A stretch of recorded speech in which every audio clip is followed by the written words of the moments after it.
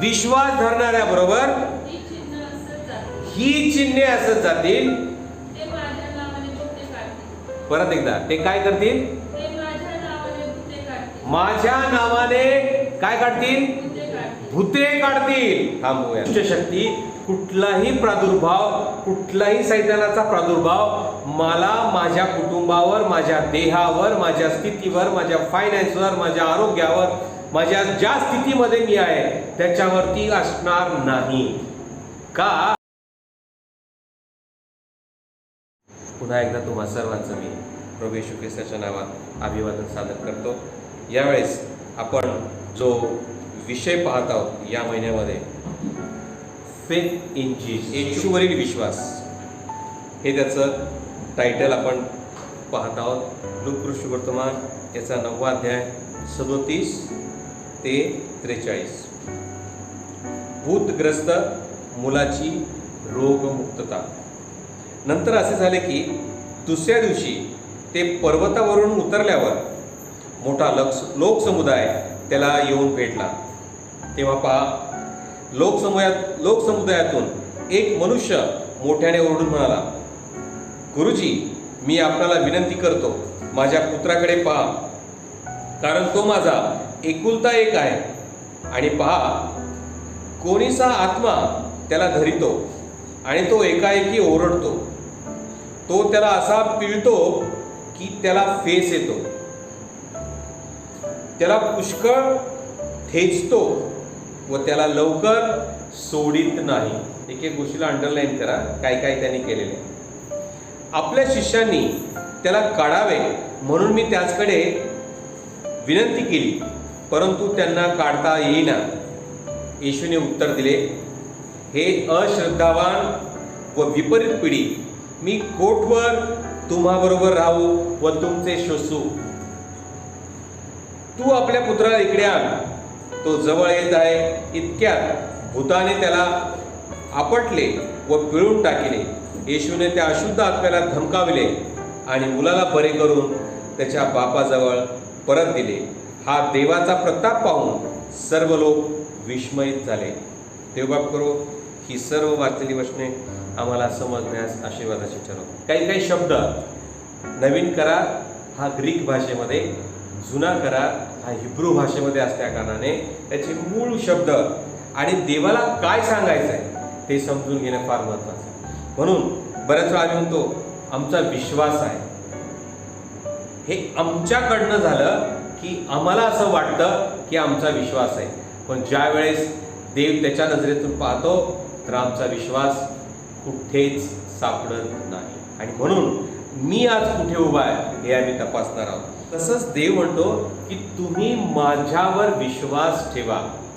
आता या ठिकाणी काय झालेलं आहे, येशू ख्रिस्ताकडे एक मुलगा आणि त्याचा बाप आलेला आहे, पण त्याआधी ते येशू ख्रिस्ताच्या शिष्यांकडे गेलेले आणि असं घडलेलं आहे. विश्वास कोणी ठेवलेला आहे? मुलाच्या बापाने. आणि आरोग्य कोणाला मिळालंय? मुलाला आरोग्य मिळाले. मुलाने विश्वास ठेवलाय का? नाही. आज तुम्हाला आणि मला हेच पाहायचं आहे की माझा विश्वास कसा आहे किंवा कुठे आहे. मी या विश्वासाच्या पातळीवरती आज कुठे थांबलेलो हे आज मला तपासूया, विशेष करून आजच्या या भागामध्ये. म्हणून मला तुम्हाला सांगायचं आहे, तुम्ही इथे बसलेले किंवा हे ऑनलाईन आहे, या सर्वांना मी एकच नम्र विनंती करू इच्छितो की जर तुम्ही विश्वास धरला तर तुमच्या अवतीभोवती चमत्कार घडतील. आज प्रॉब्लेम होतो की आम्ही विश्वास न धरल्या कारणाने किंवा विश्वासामध्ये कमी असल्या कारणानं आम्हाला ते चमत्कार पाहता येत नाही. मागच्या आठवड्यात तुम्हाला सांगितलं होतं, विश्वासाच्या अनेक गोष्टीत किंवा अनेक अर्थ आहेत विश्वासाबद्दल. 6 मी तुम्हाला सांगितले होते. आज या सर्व गोष्टींचा आणि त्याच्या मुलाचा जो वडील आहे त्याच्या अंतःकरणात असलेला अविश्वास हे घालवून टाकण्यासाठी तो काय म्हणतोय, मुलाचा बाप म्हणतोय, गुरुजी माझा अविश्वास काढून टाका. आज तीच गोष्ट आज आम्हाला करायची. आमचाही अविश्वास देवाला सांगूयात काढून टाक, जेणेकरून आम्ही विश्वासामध्ये बळकट आणि प्रबळ होऊ. मला असं वाटतं माझा विश्वास आहे, आम्ही विश्वासणारे आहोत. पण आम्ही विश्वासणारे असून पुरेसं नाही. म्हणून मी तुम्हाला सांगितलं की बॉर्न अगेन, पुन्हा जन्म घेतलेले आमचा जो भाग आहे तो अशा पद्धतीने ज्यावेळेस येतो त्यावेळेस आमच्या विश्वासामध्ये वाढ होते. यावेळेस या ठिकाणी असं म्हटलेलं आहे 37व्या वचनामध्ये, नंतर असे झाले की दुसऱ्या दिवशी ते पर्वतावरून उतरल्यावर मोठा लोकसमुदाय त्याला येऊन भेटला. उतरला, पर्वतावरून उतरला. काय करत होता पर्वतावर? तुम्ही वरती वाचलं, येशूचं रूपांतर. येशू पित्याशी बोलत होता. त्या ठिकाणी मोशे, एलिया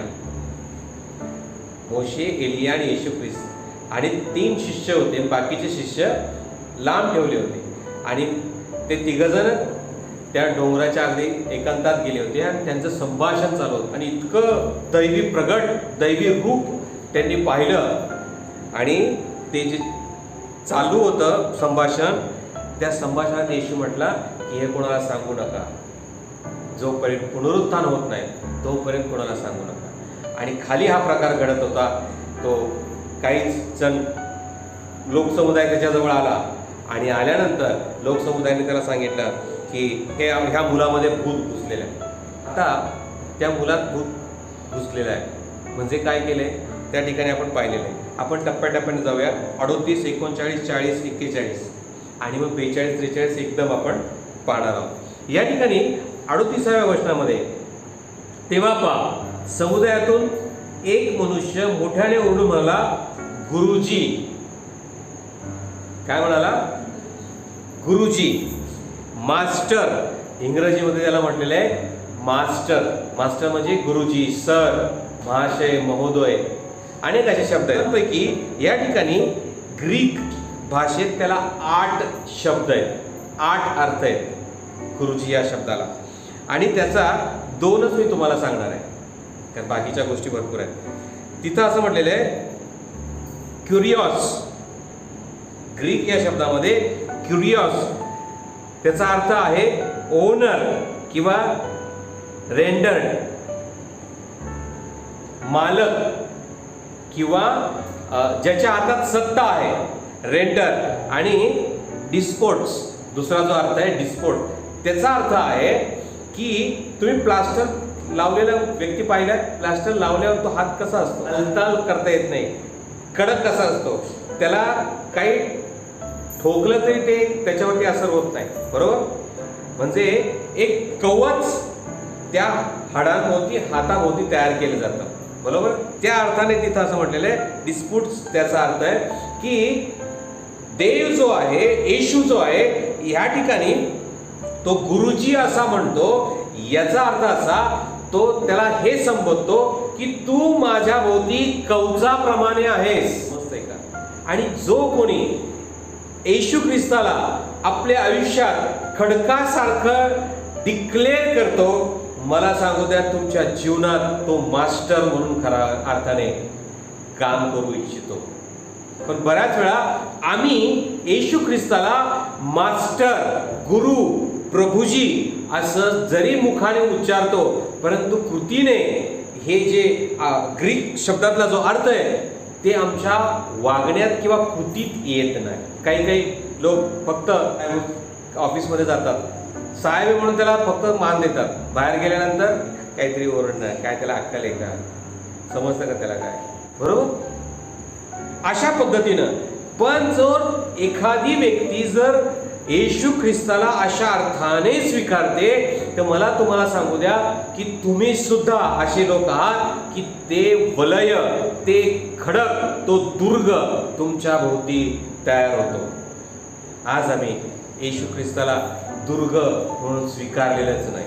आणि म्हणून अनेक समस्यांमध्ये, अनेक प्रश्नांमध्ये आम्हाला काय असं वाटतं की आम्ही एकटे आहोत. तुम्ही एकटे नाही, तुमचा प्रभू तुमच्या बरोबर आहे, तुमचा येशू तुमच्या बरोबर आहे, याची तुम्हाला प्रचिती येते. मी पावलोगोनी जिथे जिथे जाईल त्याची प्रचिती मला येते, कारण येशू माझ्या बरोबर आहे. अनेक अशा गोष्टी घडलेल्या आहेत, कितीतरी साक्ष आहेत माझ्या जीवनात, अशा साक्ष आहेत. सांगण्याचं तात्पर्य काय की प्रतिकूल परिस्थिती सुद्धा तुम्ही अनुकूल करू शकता ज्यावेळेस ख्रिस्ताला प्रभू आणि दुर्ग असं म्हणून त्याला संबोधलं जातं. 8 अर्थ आहेत, त्यापैकी 2 तुम्हाला मी सांगितले. आता 39व्या वचनाकडे येतो.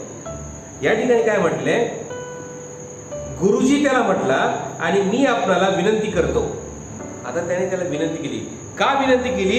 कारण त्याच्या आयुष्यात, त्याच्या घरामध्ये, त्याच्या कुटुंबामध्ये एक समस्या आहे. काय समस्या आहे? भूत लागलेलं आहे. आम्हाला पण भूत लागलेलं आहे. फक्त पिळत नाही, ठेचत नाही, पण बाकीचे भूत भरपूर आहेत. कसं काय? भूत काय करतं? जे त्याला हवं ते त्याच्याकडनं करून घेतं, बरोबर? आणि त्या भूताला परवानगी कोणी दिली? त्याच मुलाने दिली. ये आतमध्ये राहा. आजही आम्ही येशू ख्रिस्ताला सोडून अनेक अशा आत्म्यांना परवानगी देतो. काय तुम्ही इथं असे आहात का की एक व्यक्ती मोबाईल शिवाय राहू शकताय? मोबाईल शिवाय आत्ताची परिस्थिती, आत्ताचं युग असं आहे, मोबाईल शिवाय सर्व्हाइव्ह करणं कठीण आहे. मी ते करू नका असं नाही मला म्हणायचं. मला तुम्हाला हे सांगायचंय की आम्ही त्याच्या किती अधीन गेलेलो आहोत, किती डिपेंडन्सी आमची त्याच्यावरती झालेली. जी डिपेंडन्सी आमची, डिपेंडन्सी म्हणजे अवलंबित्व. आमचं अवलंबित्व जे आहे येशू ख्रिस्तावर असायला पाहिजे, पण आमचं अवलंबित्व जे आहे इतर गोष्टींवरती अवलंबून आहे. म्हणून आम्ही सुद्धा त्या भूत लागलेल्या व्यक्तींपेक्षा वेगळे नसावेत. नानाविविध प्रकारचे दुष्ट प्रकार आमच्यातून व्हायला येतात. इतके विचार येतात, नकारात्मक विचार येतात.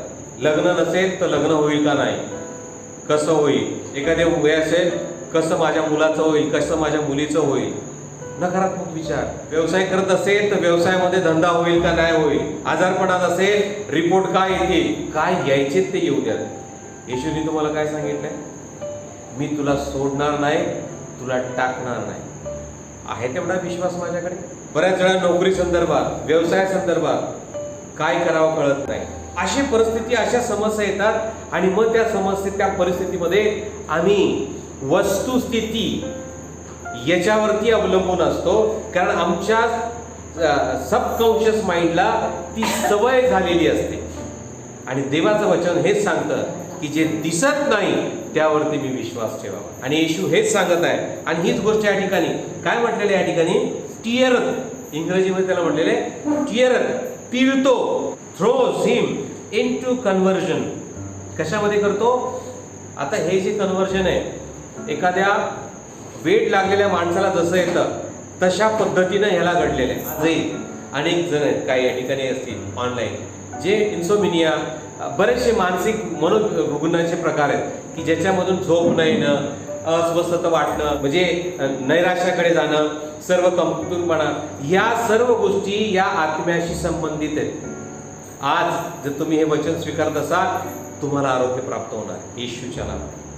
आज या ठिकाणी म्हटलेले हा जो पिळतो, टिअरथ म्हणजे काय काय करतो बा, एकाएकी तो ओरडतो.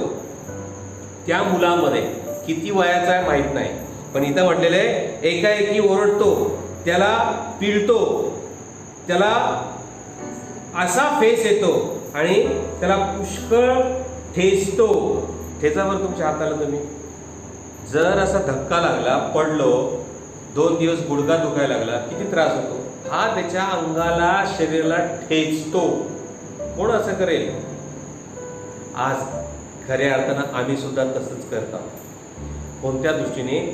पाप हे आम्हाला देवापासून दूर नेतं आणि प्रभू येशू ख्रिस्त आलेला आहे पापापासून आम्हाला बाहेर काढण्यासाठी. जे ठेचण्याचा जो प्रकार आहे तो त्याच्याशी संबंधित आहे. आज आम्ही आयुष्यक्रमण करत असताना नानाविध समस्येत, नानाविध प्रश्नात, कष्टात, दुःखात जात असताना आम्ही एकटे आहोत असं वाटतं. परंतु लक्षात ठेवा, तुम्ही एकटे नाही. आणि येशू ख्रिस्त म्हणतो, मी तुम्हाला सोडणार नाही व टाकणार नाही. पण आम्ही बऱ्याच वेळा येशू ख्रिस्ताचा हात सोडून देतो. या ठिकाणी तो म्हणतो थ्रो हिम इनटू कन्व्हर्जन. आणि अशा प्रकारचं जी पद्धती आहे की जी आम्हाला असंतुलन करते. म्हणजे आमची जी स्थिती असायला पाहिजे, ज्या पद्धतीचं सामाजिकरण आमचं असायला पाहिजे, एखाद्या मुलाने जसं वागायला पाहिजे तसं न वागता तो त्याच्या पुस्तकात म्हटले त्याला आगीमध्ये टाकतो असं लिहिलेलं. किती भयंकर आहे हा प्रकार. म्हणजे व्हायलन्स करण्यासारखंच आहे. आजही आमच्या आयुष्यामध्ये असे अनेक प्रकार घडतात. ज्या वेळेस आम्ही ख्रिस्ताला सोडून किंवा त्याच्यापासून दूर जातो तर या सर्व गोष्टी आमच्या जीवनामध्ये पाहायला मिळतात. परंतु या ठिकाणी काय घडलेले, शिष्यांकडे आणलं, शिष्यांकडनं ते भूत बाहेर निघालं नाही. काय प्रकार होता, का नाही निघालं ते या ठिकाणी पहा. वचन 40 मध्ये, आपल्या शिष्यांनी त्याला काढावे म्हणून मी त्याचकडे विनंती केली, परंतु त्यांना काढिता येईना. या ठिकाणी येशू काय म्हणतो, जर मी शिष्य आहे तर मला अधिकार आहे. बरोबर आहे, मी येशूचा शिष्य आहे. कोण कोण येशूचे शिष्य आहेत इथं ऑनलाईन सर्व इथं बसलेले शिष्य आहात. चला वाचा मार्क सुवर्तमान याचा 16वा अध्याय 15 ते 20. जो विश्वास धरितो व बाप्तिस्मा घेतो त्याचे तारण होईल. जो विश्वास धरीत नाही, परत एकदा, जो विश्वास धरीत नाही तो शिक्षेस पात्र ठरेल. आणि विश्वास धरणाऱ्या बरोबर ही चिन्हे असत जातील. परत एकदा, ते काय करतील, माझ्या नावाने काय काढतील, भूते काढतील. थांबूयात तिथे. इथं भूत लागले, अनेकांच्या घरांमध्ये भूत लागलेली आहेत. काढायचा अधिकार कोणाला आहे? भूत लागलं की पहिले आम्ही घाबरतो आणि पळून जातो. जर मी विश्वास धरतो तर माझ्याबरोबर एक चिन्ह आहे, मी भूतांना धमकावू शकतो. एक वचन वाचणार आहोत. लूक सुवर्तमान 10वा अध्याय त्याचं 19वा वचन. आणि कोणीतरी योहान 14:12 काढा. पहा, मी तुम्हास साप आणि विंचू यांना तुडवण्याचा व शत्रूच्या सर्व शक्तीवरचा अधिकार दिला आहे. तुम्हाला काही एक बाधणार नाही. जर तुम्ही शिष्य आहात तुम्हाला काही एक बाधणार नाही. बऱ्याच वेळा आम्ही शंका धारण करतो, शत्रूच्या सर्व शक्तीचा अधिकार. आज आकाशातील दुरात्मा समूह याच्यावरती तुम्ही ते लोक अधिकार चालू शकतात. दुष्ट आत्म्याची शक्ती तुमच्यावरती चालणार नाही, कारण तुमच्यामध्ये प्रभू येशू ख्रिस्त देवाचा आत्मा आहे. म्हणून तुम्ही पॉवरफुल आहात. योहान सुवर्तमान याचा 14वा अध्याय आणि त्याचा 12वा वचन. मी तुम्हाला खचित खचित सांगतो. अंडरलाईन करा, खचित खचित. हा, मी जी कृत्य करतो आमेन, माझ्यावर विश्वास ठेवणाराही करील आणि त्यापेक्षा मोठी करील. त्यापेक्षा मोठी कृत्य करील. आज ही कृत्य करण्याचा अधिकार तुम्हाला आणि मला आहे. कारण का, देवाने मला तो अधिकार दिलेला आहे. आज आम्हाला तो अधिकार आहे, पण आम्ही त्या अधिकाराचा गैरवापर करत आहोत. आम्ही जे दिसतं त्याच्यावरती विश्वास ठेवतो. जे दिसतं त्याच्यावर विश्वास ठेवू नका. जे येशूने सांगितलेलं आहे त्याच्यावर विश्वास ठेवा आणि बोलून कृतीमध्ये आणा. आणि मग तुम्ही म्हणाल येशू जिवंत आहे. आम्ही असाच नाही बोलत आहे. आज बऱ्याच गोष्टींमध्ये देवाने मला विश्वास दिला, परंतु तरी देखील माझं असं वाटतं की प्रभू माझ्यामध्ये तो अविश्वास आहे. 10 गोष्टींमध्ये जर देवाने उत्तर दिली, पण एक अशी गोष्ट असते त्याच्यात अजून उत्तर मिळालेलं नाही. श्वास त्या ठिकाणी आम्हाला पाहायला मिळतो. आज देवाची इच्छा आहे हा अविश्वास माझ्यातून बाहेर काढून टाकावा. म्हणून मी जरी शिष्य आहे तर मला अधिकार आहे, आणि हे शिष्यांना कळावं.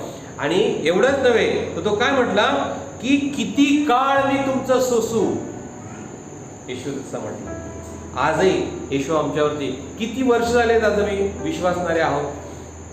किती वर्षापासून येशू आमच्याकडे हीच अपेक्षा करतो. आज तरी माझा मुलगा, माझी मुलगी जे अधिकार मी त्याला दिले ते ओळखतील आणि त्या पद्धतीने ते करतील. आज सामाजिक प्रश्न आहेत, आर्थिक प्रश्न आहेत, आरोग्याचे प्रश्न आहेत, मानसिक प्रश्न आहेत, थमकवा त्यांना. परंतु अनेक समस्यातून आम्ही जात आहोत. परंतु या सर्वांना गोंजारून घेऊन कवटाळून जवळ घेऊ नका, त्याला अधिकाराने घालूया. तो विश्वास आमच्यातनं काढला पाहिजे. म्हणून येशू म्हणतो, किती काळ तुम्ही कधी विश्वास ठेवणार आहात? हा विश्वास कधी वाढणार तुमचा?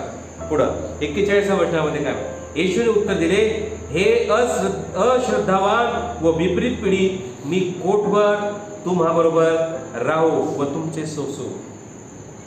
या ठिकाणी येशूने शिष्यांना भूत काढण्याचा प्रयत्न केल्याबद्दल फटकारले आणि त्याने मुलाच्या वडिलांना असे काही सांगितले नाही की त्याने शिष्याकडून भूते काढण्याची अपेक्षा करू नये. येशूने शिष्यांना अविश्वासाबद्दल ताकीद दिली. आजही आमच्यामध्ये या शिष्यांसारखी स्थिती आहे, अविश्वासाची ताकीद दिली आणि त्यांना अविश्वासू व विकृत पिढी म्हटले. तुमचा अविश्वास किती काळ सहन करू? आज तो धीराने आमच्याकडे पाहत आहे की आज तरी माझं मूल, माझी मुलगी माझ्यावर विश्वास ठेवेल. आज तो विश्वासाचा एक पाऊल किंवा विश्वासाचा एक शब्द तो आमच्याकडनं निघावा अशी अपेक्षा करत आहे. म्हणून तो त्या ठिकाणी त्यांना धमकावत आहे, दटावत आहे. अश्रद्धावान, अविश्वासू पिढी, किती काळ मी तुमचं सोसू? आज अनेक प्रश्न आहेत.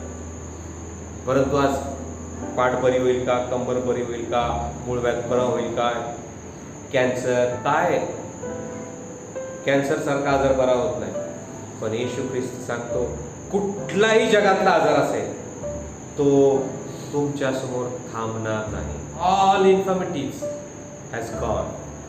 पण आज तोच विश्वास माझ्याकडे आहे की नाही, ही सर्वात महत्त्वाची गोष्ट आहे. बऱ्याच वेळा या सर्व गोष्टींनी आम्ही इतके हतबल होतो आणि मग आम्ही त्या भूतांना आमचं शरीर, आमचा आत्मा, आमचा जीव अर्पण करतो. आज ज्या स्थितीमध्ये तुम्ही असाल, मग येशू काय म्हटला, त्याला माझ्याकडे आणा. 41 वचनावर त्याला माझ्याकडे आणा. आणि तो जवळ येत आहे. इतक्यात तो त्या भूताने त्याला पिळलं, कारण तो येशूच्या जवळ आला. आता पहा, भूत त्याच्यामध्ये आहे, येशू या ठिकाणी थांबलेला आहे आणि येशूकडे तो येत असताना ते दुष्ट आत्मा जवळ येऊ शकत नाही. समजतंय का? जसा जसा तो जवळ येत होता त्याला पिळून भूत सोडून निघून गेला. जर येशू माझ्यामध्ये आहे, कुठलीही दुष्ट शक्ती, कुठलाही प्रादुर्भाव, कुठलाही सैतानाचा प्रादुर्भाव मला माझ्या कुटुंबावर, माझ्या देहावर, माझ्या स्थितीवर, माझ्या फायनान्सवर, माझ्या आरोग्यावर, माझ्या ज्या स्थितीमध्ये मी आहे त्याच्यावरती असणार नाही. का? कारण येशूचं जे पावित्र्य आहे ते पावित्र्य माझ्यामध्ये आहे. ते पावित्र्य आम्ही गमावल्या कारणानं, ते पावित्र्य माझ्याजवळ नसल्या कारणानं या सर्व दुष्ट शक्ती आमच्या जवळ येतात. येशूच्या जवळ जसा तो आला तो निघून गेला. पावित्र्यामध्ये अपवित्रता राहू शकत नाही. आणि हेच येशूला सांगायचं आहे की अश्रद्धावान पिढी, त्याला माझ्याकडे आणा. तुमचा कोणता प्रश्न आहे? येशूकडे घेऊन या. नोकरीचा आहे, आजारपण आहे, आर्थिकदृष्ट्या आहे, सामाजिकदृष्ट्या आहे, कोणता प्रश्न आहे? तुमच्या मुलांचा प्रश्न आहे. आज किती आई वडील आहेत, मुलांविषयी समस्या आहेत, प्रश्न आहेत, कसं वाढवावं प्रश्न आहेत त्यांना. आणि बऱ्याच त्यांना असं वाटतं की आम्ही जे करतो ते बरोबर आहे. येशू ख्रिस्ताने ज्या गोष्टी सांगितलेल्या त्या ज्यावेळेस मी करतो त्यावेळेस आमच्या जीवनामध्ये, आमच्या आयुष्यामध्ये या सर्व गोष्टी पूर्णत्वास येतील. आजही अनेक गोष्टी आमच्या जीवनामध्ये आहेत की आज आम्हाला ती सुटका प्राप्त करून देण्यासाठी येशू तयार आहे. परंतु माझ्यामध्ये तो अविश्वास आहे. आज म्हणून येशू जसं त्या वडिलांना म्हटला की अश्रद्धावान किंवा अविश्वासू, आज जसा तो वडील म्हटला माझा अविश्वास घालून टाक, आज देव तुमचा अविश्वास तेच घालून टाकण्यासाठी संदर्भात तुम्हाला सांगत आहे की तुमचा अविश्वास घालवून टाक. आपण डोळे झाकूया आणि देवाला म्हणूयात की देवा, ज्या ज्या भागांमध्ये आज मी अविश्वास माझा दिसून येत आहे, त्या सर्व अभागांसाठी मी तुझ्याकडे प्रार्थना करतो. माझा अविश्वास काढून टाक आणि मला विश्वासामध्ये वाढ कर. ज्या ज्या भागांमध्ये आज माझ्या आरोग्यासंदर्भात, माझ्या आर्थिक बाबतीत, माझ्या कुटुंबाच्या बाबतीत, माझ्या आरोग्याच्या बाबतीमध्ये, माझ्या शारीरिक उणिवांच्या, माझ्या विचारसरणीमध्ये, माझ्या सर्व भागांमध्ये हा अविश्वास तू काढून टाक. स्वर्गीय प्रभू, तुला धन्यवाद देतो. आज माझ्यामध्ये असलेला सर्व विश्वास जो आहे, जो आत्ताच आम्ही ऐकला प्रभू, जसा तो म्हटला गुरुजी, मास्टर, क्युरियस म्हणजे ओनर, रेंडर्ड, आज आम्ही तुला आमचं आश्रयस्थान, आमचं आश्रयस्थान असं आम्ही डिक्लेअर करतो. परंतु आमच्या कृतीमध्ये पाहिजे नाही बाबा, अविश्वास आहे. आज आम्हाला क्षमा कर.